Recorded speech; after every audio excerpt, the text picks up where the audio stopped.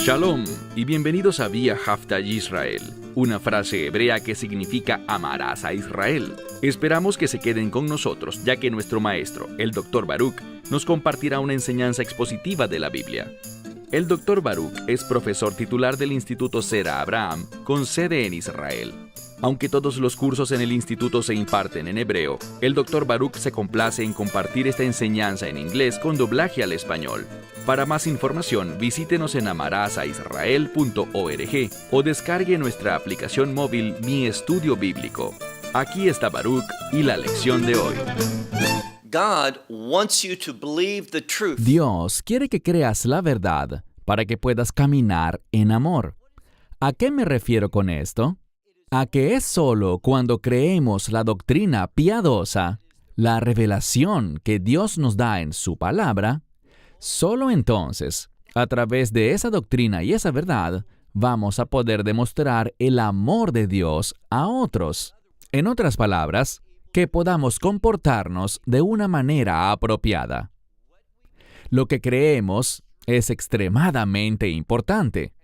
Y esa es una de las razones por las que el enemigo, y estoy hablando del anticristo, está en contra de la verdad. Él ataca la doctrina dada por Dios. Él no quiere que creas la verdad de la revelación de Dios. Toma tu Biblia y ve conmigo a la segunda epístola de Juan, una carta bastante corta de solo 13 versos. Vamos a ver que una de las cosas que el enemigo ataca es la divinidad de Yeshua, que Él es verdaderamente Dios con nosotros, Dios encarnado. He dicho una y otra vez que si uno niega eso, entonces no es un hijo de Dios, no es un discípulo de Yeshua, no conoce la verdad y no caminará en amor, sino que será un instrumento del engaño, tal como aquel a quien pertenece él, y ese es al anticristo. Muchas veces la gente me critica porque dicen que veo los últimos días en casi cada capítulo de la Biblia. Y aquí pasa lo mismo, porque Juan menciona al anticristo. Y obviamente, y no creo que haya debate alguno sobre esto, cuando hablamos de la obra del anticristo, principalmente, aunque el espíritu del anticristo ha estado obrando por más de 2000 años, y hay una escritura que dice que el anticristo está obrando ahora, en el presente, en su mayor parte, queremos señalar con precisión que será en los últimos días cuando Él será revelado. Él se levantará como el líder de un imperio mundial. Y ese imperio mundial será blasfemo en su naturaleza. Se enfocará en promover el engaño y la falsedad. Atacará la verdad. Y la principal verdad que atacará es la identidad de Yeshua. ¿Por qué? Porque el enemigo sabe que si no crees la verdad en cuanto a Yeshua, entonces no serás salvo y no serás usado por Dios para un propósito glorioso. Es decir, no te someterás a su voluntad. Toma tu Biblia y leamos juntos la segunda epístola de Juan. Comienza aquí en el verso 1. El anciano. Este es el autor y la mayoría de los eruditos cree que el anciano es en efecto el apóstol Juan. Así que verso 1. El anciano a la elegida. Y la próxima palabra es muy importante. Es la palabra kurios, pero está en femenino y no en masculino. Por lo tanto, cuando está en masculino, kurios habla del Señor. Decimos el Señor Dios o el Señor Yeshua HaMashiach, Jesucristo, o puede ser usado como un término de gran respeto, como decir caballero, o para señalar a un gobernante o al amo y señor de una propiedad. Pero aquí está en la forma femenina. Y una palabra que usamos en español para mostrar respeto hacia una mujer es el título dama o señora. Lo que quiero que veamos aquí es que este anciano, Juan, le está escribiendo a esta dama, esta señora elegida, es decir, que ella ha sido elegida por Dios, y existe un gran debate entre los comentaristas sobre de quién se trata esta figura, esta dama. ¿Estamos hablando literalmente de una persona, de una mujer que vivía en ese entonces y tenía una familia? ¿O estamos hablando del cuerpo de creyentes, la congregación de los redimidos, este concepto de la iglesia? Algunos dirían que la iglesia no es un edificio, y estoy de acuerdo, es la gente. Por lo tanto, dice, sus hijos, como veremos en un momento. Este es el verdadero cuerpo de creyentes, y es la verdad. Les sugeriría que cuando se habla aquí de esta señora elegida, está hablando del cuerpo de creyentes, esa institución conocida frecuentemente en español como la iglesia, la eclesia, aquellos que han sido llamados a salir. Y está hablándole primero a la institución y luego más adelante hablará a aquellos que son parte de esa asamblea local. Leemos de nuevo. El anciano a la dama elegida y a sus hijos, a quienes amo en verdad. Bien, esto señala que si vamos a amar verdaderamente, mostrando ese amor sacrificial, esta palabra aquí nos habla de eso, el término que muchos de ustedes conocen como amor ágape, nos habla de un amor sacrificial, un amor que involucra dar. Se trata de estar dispuestos a sufrir con tal de ver mejorar a otros, con tal de ser una influencia piadosa, causando el impacto correcto en los demás. Juan le dice, diría yo, a esta institución conocida como el cuerpo de creyentes, aquellos que han sido llamados fuera de este mundo. Me refiero a la institución de la iglesia, a esta señora elegida y a los que pertenecen a esta institución, a los hijos, a sus hijos, a quienes amo en verdad. Y no solo yo, sino también todos los que han reconocido o que han conocido la verdad. Y el tiempo de este verbo para haber conocido la verdad es el tiempo perfecto, lo que implica que llegamos a conocer la verdad en el pasado, continuamos comprometidos con ella hoy y seguiremos en el futuro comprometidos con la verdad de Dios, reconociéndola, aceptándola y aplicándola a nuestra vida. Así es como demostramos el amor, caminando en la verdad. Esto es lo que Juan está enfatizando. Vamos a ver en los primeros 4 versos de esta epístola que la palabra verdad aparecerá no menos de 5 veces. Así que para Juan, la verdad de Dios, su revelación, es muy importante. Si no estamos caminando, o sea, si no nos estamos comportando según la verdad de Dios, no estaremos caminando en amor. No estaremos demostrando, oye con cuidado, no estaremos demostrando el carácter de Dios como fue expresado por la vida y obra del Mesías Yeshua. Mira ahora el verso 2. Dice, a causa de la verdad permaneciendo. Está hablando acerca de la verdad que permanece en nosotros y que con nosotros estará para siempre, es decir, por las edades, y probablemente se esté refiriendo a la era del reino. Es decir, que esto va a continuar. Es relevante ahora. Somos llamados a caminar en la verdad, a reconocerla y tener una doctrina apropiada, y continuará. La conocemos en el pasado, y la conoceremos en el futuro, viviendo de acuerdo con ella y viendo que esa misma verdad seguirá siendo experimentada en el reino de Dios. Verso 3. Estará con ustedes. Ahora, esto está hablando acerca de que esa verdad estará con nosotros y se manifestará a través de gracia, misericordia y paz. La gracia y la misericordia están relacionadas entre sí. Y es su gracia y misericordia, la gracia de Dios obrando en ti que tú recibes, la que te causa ser misericordioso con otros y traer sanidad, traer restauración, o esta palabra, paz. La gracia de Dios libera en ti la capacidad de ser misericordioso con los demás, de perdonar y pensar en ellos.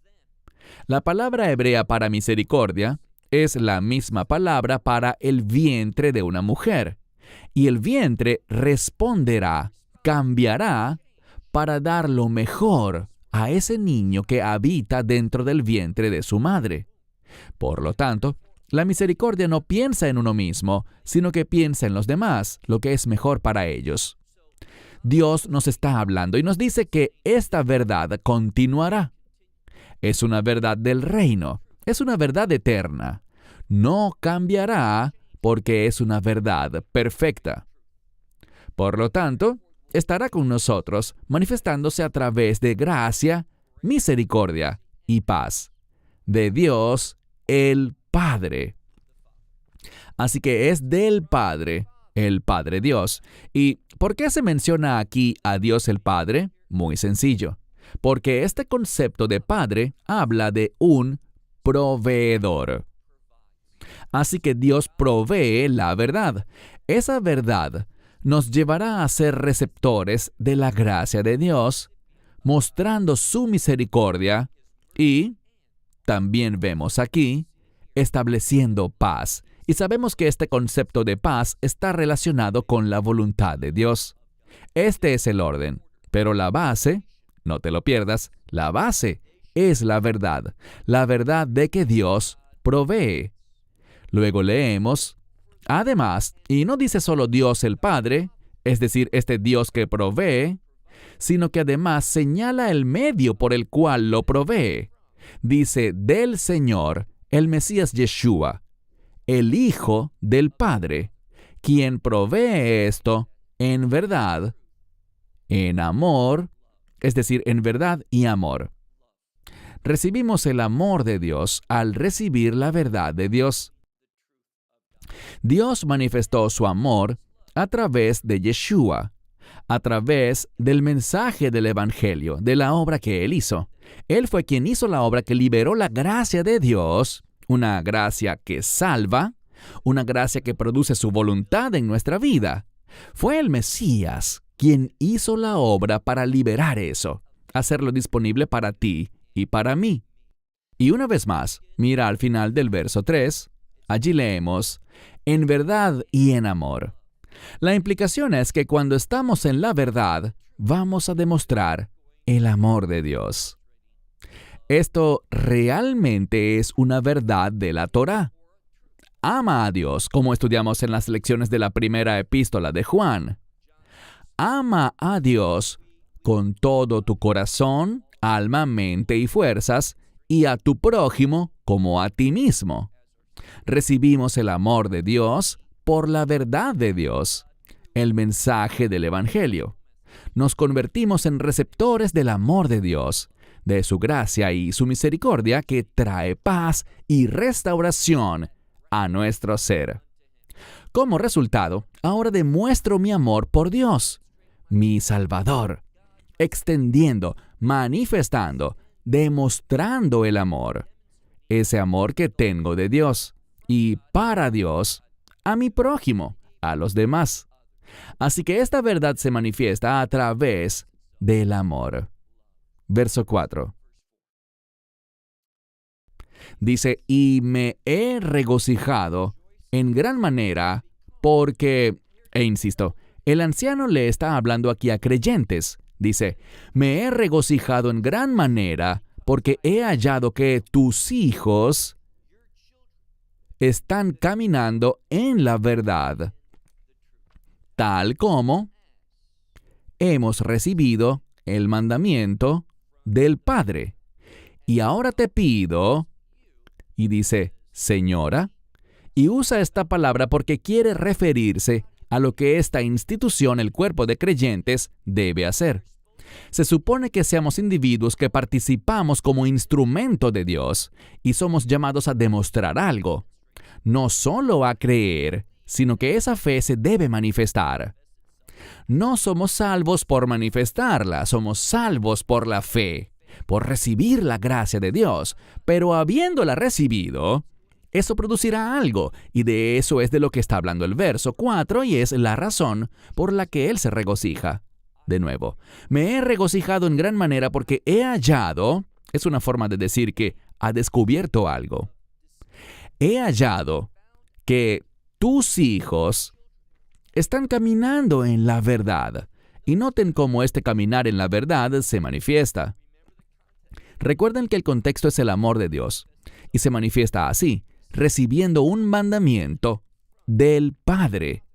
Y ahora te pido, señora, no como escribiendo un mandamiento nuevo, sino, dice, uno que hemos tenido desde el principio. Y yo enfatizaría esto, porque es muy importante. Cuando dice desde el principio, recuerda quién está escribiendo. Esta es la segunda epístola de Juan. Es el mismo Juan, según la tradición, que escribió el Evangelio de Juan.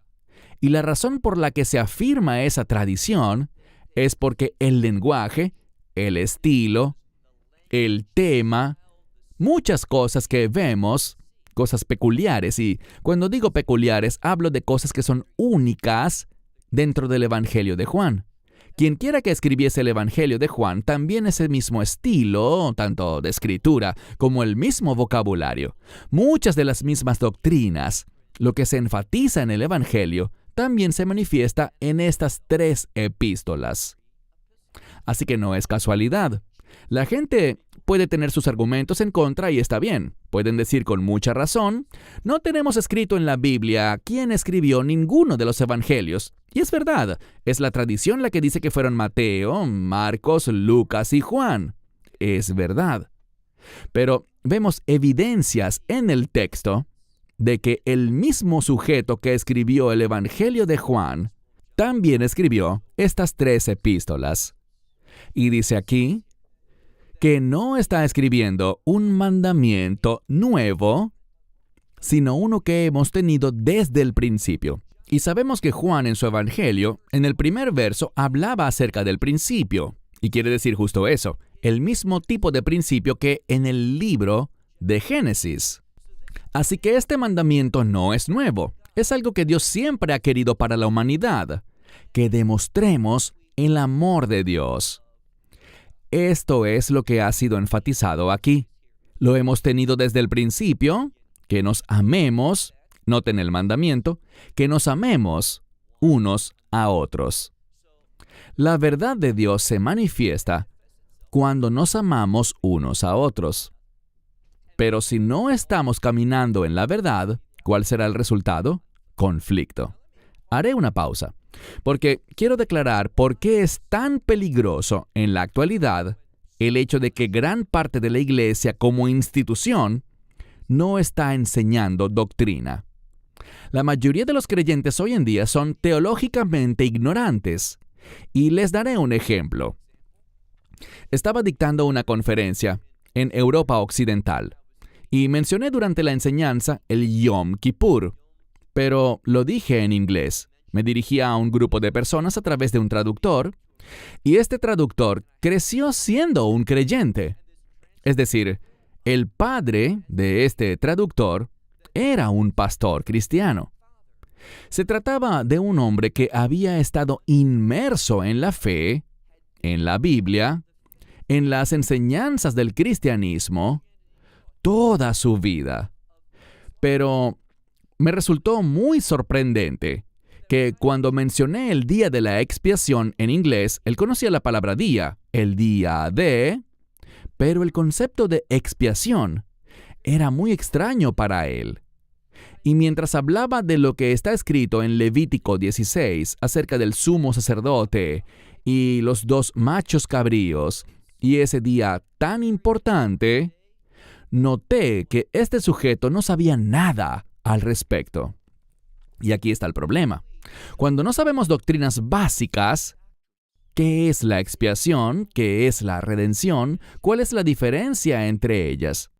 Cuando no se nos enseñan estas cosas, eso causa que se haga muy, pero muy difícil entender la revelación de Dios en el Nuevo Testamento. Él sí había oído de la figura del sumo sacerdote, pero no tenía conocimiento en cuanto a sus funciones, sus responsabilidades, qué significaba el día de la expiación, cuáles son las fiestas de la Biblia, las fiestas bíblicas que Dios llama sus días señalados. Este traductor, siendo creyente, una persona que creció supuestamente en la fe, no sabía nada de estas cosas. Eso es bastante común en ese país, pero no es diferente a la realidad del resto del mundo.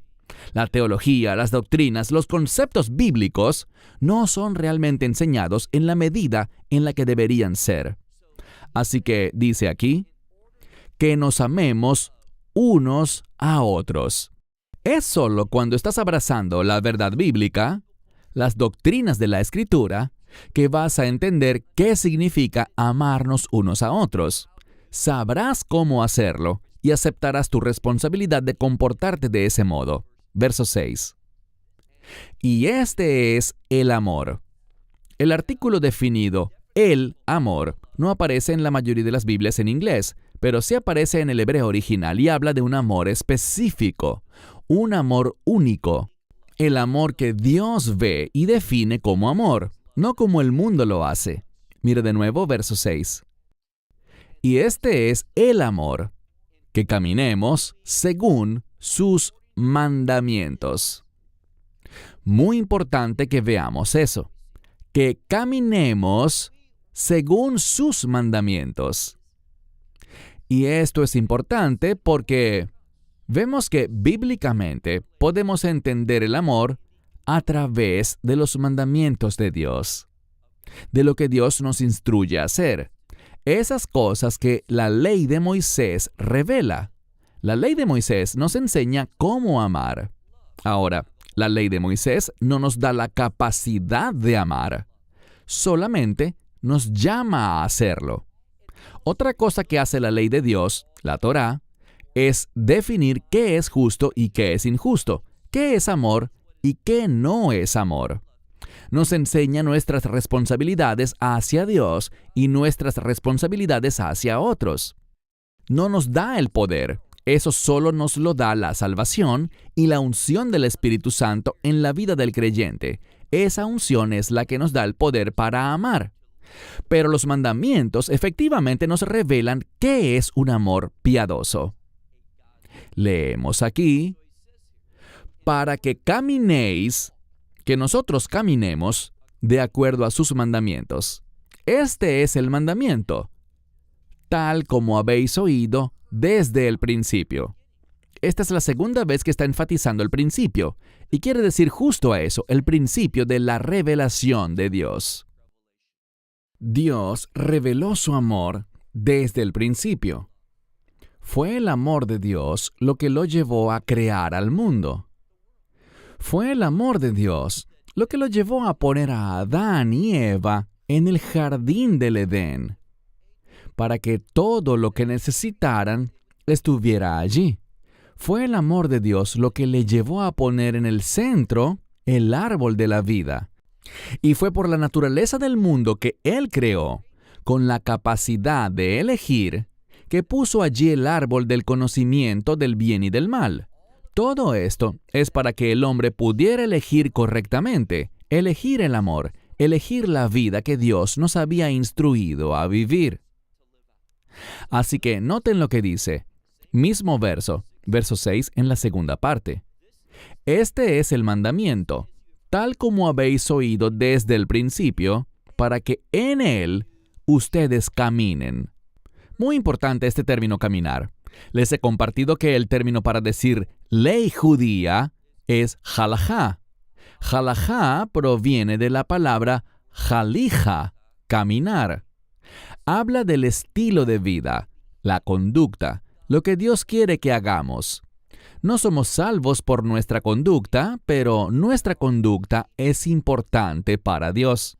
¿Cuál es el mensaje a las iglesias en Apocalipsis 2 y 3? Conozco tus obras. Una y otra vez lo dice. Dice, vengo pronto y mi galardón conmigo, para dar a cada uno según sus obras. Las obras son importantes, tienen consecuencias eternas. Las obras no nos salvan, pero testifican de nuestra salvación al mundo. Dan testimonio de eso, y también están relacionadas con las recompensas que recibiremos. Mira ahora el verso 7. Dice aquí, porque muchos engañadores han entrado en el mundo. Bien, este engaño va a crecer más fuerte en los últimos días. Y, una vez más, estamos moviéndonos aquí, al comenzar el verso 7, nos estamos moviendo a un contexto que relaciona esto con los últimos días. ¿Se trata exclusivamente de los últimos días? No, pero es especialmente relevante a medida que nos acercamos a esos últimos días. De nuevo, verso 7 al final, dice, quiero decir al principio del verso, muchos engañadores han entrado en el mundo. ¿Y cómo sabemos quiénes son los engañadores? Sencillo, ellos no confiesan o no están confesando. Es significativo porque tenemos un participio en lugar de un verbo normal. ¿Por qué eso es importante? Porque un participio es un verbo que también funciona como un adjetivo. Tiene una calidad descriptiva. Así que cuando quieres describir a alguien por una acción, en el Nuevo Testamento griego frecuentemente se usa un participio porque esa es precisamente su función. Y esto habla de uno que es un engañador. Este es uno que no confiesa que Yeshua HaMashiach, Jesucristo, ha venido en la carne. ¿De qué habla? Un engañador negará la encarnación. ¿Qué es la encarnación?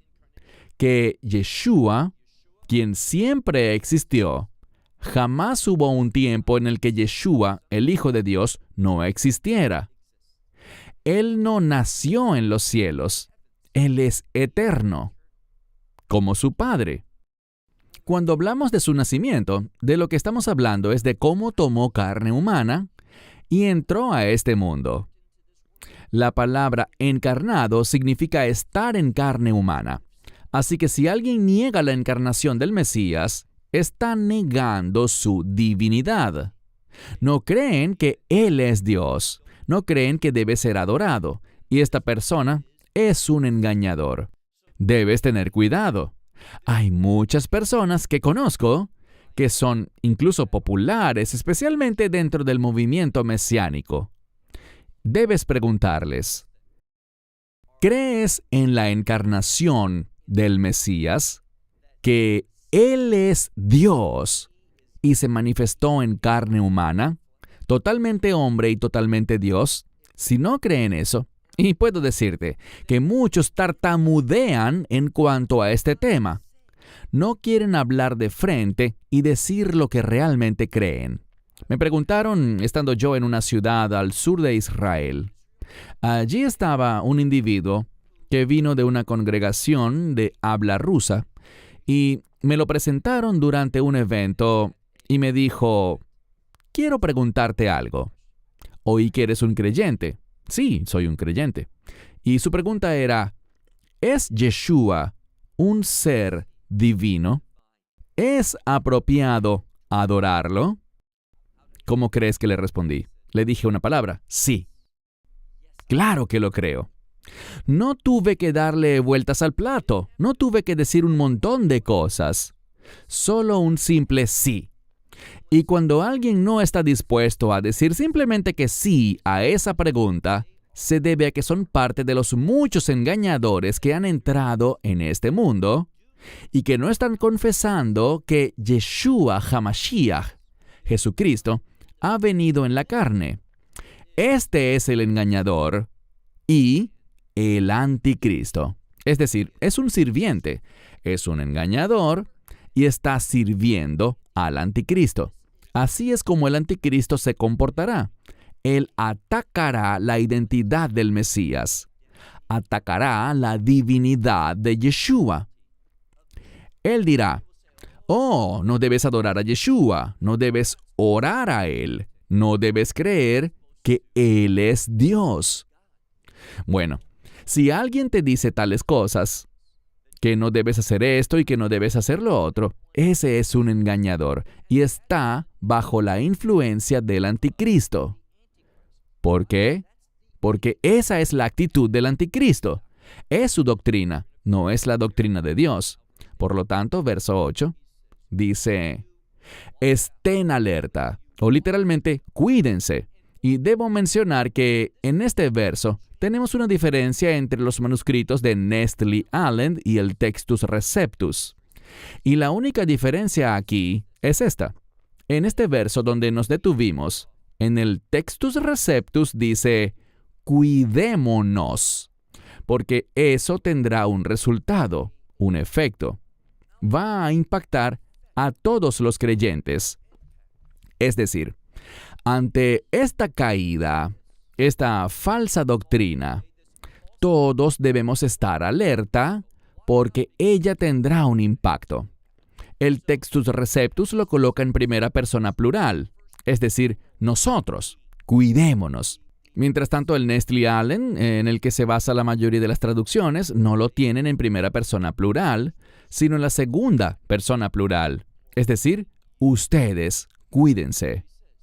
Entonces dice, ustedes o nosotros estén alerta o estemos alerta, depende del texto griego, con el fin de que no perezcamos en cuanto a lo que hemos trabajado, es decir, que no perdamos, no veamos destrucción en las cosas que hemos trabajado, en lo que hemos hecho, sino que en vez de sufrir pérdida, tengamos una recompensa plena. Es lo que dice aquí, que recibamos la recompensa completa.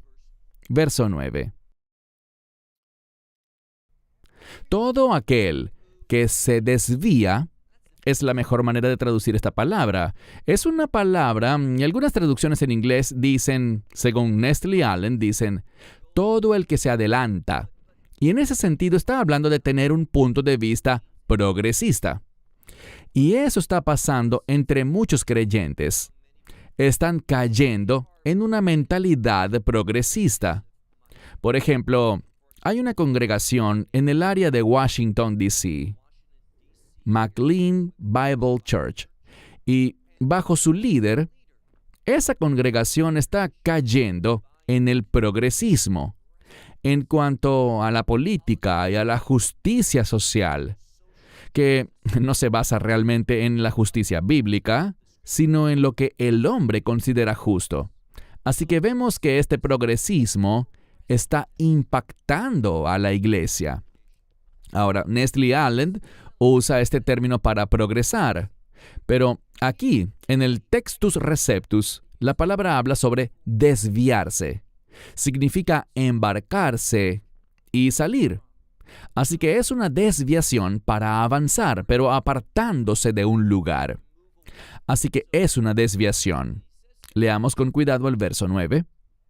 Todo el que se desvía y no permanece en, y noten lo que dice, en la enseñanza del Mesías.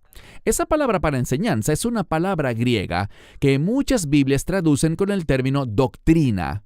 La doctrina del Mesías, lo que el Mesías enseñó y lo que la palabra de Dios revela sobre él. Hay un énfasis en esta segunda epístola de Juan en creer la enseñanza correcta concerniente al Mesías, lo que él reveló acerca de sí mismo. Y uno de los lugares donde el Mesías habla grandemente acerca de su identidad, ¿adivina cuál es? El Evangelio de Juan. Así que no debería sorprendernos que aquí diga que todo el que se desvía y no permanece en la enseñanza o la doctrina del Mesías, tal persona no tiene a Dios. El que permanece en la enseñanza del Mesías, este es decir, el que sí permanece en la doctrina del Mesías, este también al Padre y al Hijo tiene. O sea que tiene tanto al Padre como al Hijo. Entonces, una gran lección que nos brinda este verso es que si no permaneces en la doctrina del Mesías, lo que la Biblia enseña sobre él, sobre su identidad, no tienes una relación con él. Pero date cuenta de que además no tienes una relación con Dios el Padre. No conoces a Dios. No tienes un pacto con Él. Un pacto que es un pacto de reino y que nos conduce a las bendiciones de Dios y a la eternidad con Él en su reino. Esto es enorme. Esto tiene enormes implicaciones. Y por eso es que hoy en día vemos más y más cómo es desafiada la doctrina del Mesías. Me dirás, ¿cómo así? Pues te daré un ejemplo. Cada vez más seminarios teológicos no creen que Yeshua es único, es decir, que es el único Hijo de Dios. Abrazan un pluralismo religioso del cual el anticristo será partidario inicialmente.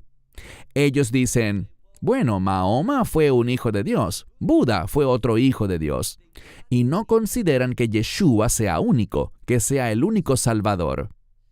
Cuando niegas la exclusividad del mensaje del Evangelio como el único mensaje de salvación, entonces no tienes relación alguna, ni con el Hijo, ni con el Padre. No conoces al Dios de la Escritura. Leamos ahora el verso 10. Si alguien viene a ustedes y esta doctrina, esta enseñanza, no trae, ahora se habla de alguien que viene a ti, tal vez en un servicio, en una reunión, en una célula, en cualquier contexto, y dice, si uno viniera a ustedes y esta doctrina no trae, no lo recibas en tu casa. No lo dejen entrar. No lo dejen ser parte del grupo. Esto nos muestra algo. Hay un lugar para la enseñanza y hay un lugar para el evangelismo. Y he visto muchas veces que cuando empiezo a dar una enseñanza, alguien me dice, he invitado a esta persona. Probablemente no sea creyente. No estoy seguro acerca de él. ¿Qué pasa después? Esta persona comienza a interrumpir, a compartir falsedades y se vuelve muy hostil y antagónico a la verdad. ¿Por qué? Porque pertenece al anticristo. Él no dirá eso, no lo confesará ni lo reconocerá, pero quien tenga discernimiento lo podrá reconocer porque no permanece en las doctrinas del Mesías. Entonces dice, no lo reciban en la casa. Y también dice literalmente, y regocijarse con él, no digáis. O sea, no se regocijen con él, porque el que con él se regocija, participa en sus malas obras, en sus malas acciones. Así que no se regocijen con él. Y este es el problema. Un no creyente no puede adorar a Dios. Algunos comentaristas piensan que este regocijo es un modismo para la adoración. Adoramos a Dios con alegría. También podemos adorar a Dios con lamentación. Podemos adorarlo ayunando, arrepintiéndonos, confesando nuestros pecados, sintiendo aflicción por nuestra maldad y rebeldía, buscando su misericordia y su perdón. Todo eso es adoración. Pero, primariamente, cuando hablamos de alabanza y adoración, es adoración con acción de gracias y alegría. Dice, no dejes que éste adore con ustedes. Es peligroso, es una amenaza. Antes de que sea traído a una comunión de adoración, tiene que aceptar la verdad. Pero si deciden recibirlo y quieren que se integre a tu iglesia porque es una de esas iglesias amigables para el no creyente, ¿qué estás haciendo? Dice que estás participando en sus obras de maldad. Me han preguntado muchas veces qué pienso de estas iglesias amigables con el mundo, y yo pienso que es un concepto que viene del foso del infierno. Han diluido tanto las cosas. Por ejemplo, y seamos honestos, uno que probablemente sea el campeón de este tipo de movimientos hoy por hoy es Andy Stanley. Lo he oído decir todo el tiempo y quiero enfatizar que muchos que están en desacuerdo conmigo probablemente solo han oído 1 o 2 mensajes completos de Andy Stanley. Pero déjenme decirles que yo he escuchado más de 150 mensajes completos de Andy Stanley. Así que luego de haber oído muchas de sus series, estoy en posición de afirmar que él es peligroso. Él dice cosas como esta, y él sabe que es verdad. No tienes que oír demasiados de sus mensajes para validarlo, porque lo dice todo el tiempo. Él dice, si no eres seguidor de Jesús, está bien. No está bien, porque esa persona que no está siguiendo a Yeshua se dirige al infierno. Es un enemigo de Dios. Es alguien que será condenado eternamente. No está bien que no sea un seguidor de Yeshua. Está mal, es desastroso. Es un enemigo de Dios en ese estado. Nadie que esté siendo dirigido por el Espíritu Santo dirá algo como, ¿sabes? ¿No crees en Jesús? Está bien, no pasa nada, no hay problema. Es un problema enorme, es un problema eterno. Es por eso que cuando dice aquí, porque el que le dice a él, regocíjate, es decir, adora, éste participa en sus obras de maldad. Verso 12. Quiero decirte que esto es serio. Adorar a Dios, caminando en la verdad, es importante. Y la verdad es toda la Biblia. No desenganches una parte de la Biblia de la otra. El que lo hace es un engañador peligroso que está siendo guiado por el anticristo y no por el verdadero Mesías. La gente dirá que estoy diciendo palabras duras, y son palabras duras, tienen que serlo, es peligroso. Su doctrina no agrada a Dios, ni está basada en la verdad. Por lo tanto, leemos en los versos 12 y 13, los 2 últimos versículos para cerrar esta corta pero poderosa epístola, dice lo siguiente. Muchas cosas tengo que escribirles, pero... Luego dice, no quiero decirlo en papel y tinta. Él dice, tengo muchas cosas que quiero comunicarles, pero no quiero hacerlo por escrito, con papel y tinta, sino que espero ir a ustedes y boca a boca hablar. A menudo en español decimos hablar cara a cara, pero en griego el modismo era boca a boca.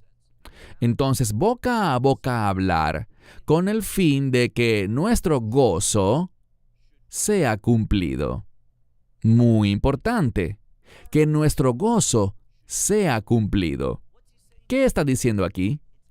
Que a medida que conoces más las doctrinas de la Escritura, te volverás más feliz. Vas a tener, y recuerda que el gozo produce fuerza. El gozo del Señor es mi fortaleza. Se usa una palabra diferente para gozo en hebreo, jedvá, pero habla acerca de gozo, un gozo que nos da poder. Por eso dice, para que nuestro gozo sea cumplido. Y el tiempo verbal indica que ese gozo está en proceso de ser cumplido. Sigue cumpliéndose y así seguirá. Es un trabajo en curso a través del gozo. Ahora, el último verso, verso 13, que dice, te saludan los hijos de tu hermana elegida. Es decir, habla de esta institución, los que son hijos del cuerpo del Mesías. La asamblea local, la iglesia en general, podríamos decir, los creyentes. Los hijos de tu hermana elegida, te saludan. Y luego la última palabra, amén. Quiero solamente señalar aquí que esto nos habla de un saludo. Y este concepto de saludar implica desear cosas buenas, cosas de Dios, cosas justas para los demás. Eso es lo que todos los miembros del verdadero cuerpo de creyentes, la congregación del Señor, deberían desear siempre para los demás. Para concluir, te pregunto, ¿quieres ser una influencia recta y piadosa sobre los demás? Solo lo serás si abrazas las doctrinas de la Biblia, la verdad de las Santas Escrituras. Pero cuando nos sentamos y pensamos, bueno, nosotros decidiremos qué es importante y qué podemos ignorar, qué vamos a tomar y qué vamos a dejar, y lo pondremos todo en una forma que sea agradable para el mundo. Eso no es lo que el hombre ha sido llamado a hacer, si es que ha sido llamado a enseñar las Escrituras. Debemos ser personas totalmente comprometidas con la verdad de Dios, con toda la verdad de Dios. Y quiero decirte que al final será la verdad con respecto a la divinidad, la encarnación, el Mesías y su verdadera identidad, la que estará bajo ataque, y ya estamos viviendo en ese tiempo. Cierro con eso hasta la próxima semana, cuando estudiaremos la epístola final de Juan, la tercera epístola de Juan, en el estudio de la próxima semana. Hasta entonces, que Dios les bendiga ricamente. Shalom, desde Israel. Shalom from Israel. Esperamos que te hayas edificado con el mensaje de hoy y lo compartas con otros. Te invitamos a seguir nuestros estudios cada semana por este canal y por el portal de YouTube de Amarás a Israel. También puedes descargar nuestra aplicación móvil gratuita, Mi Estudio Bíblico. Finalmente, para obtener más información sobre nosotros, visita nuestra web amarasaisrael.org, donde encontrarás otras conferencias de Baruch en audio, video y texto. Hasta el próximo programa. Que el Señor te bendiga en Yeshua HaMashiach, Jesús el Mesías, mientras caminas con Él. Shalom desde Israel.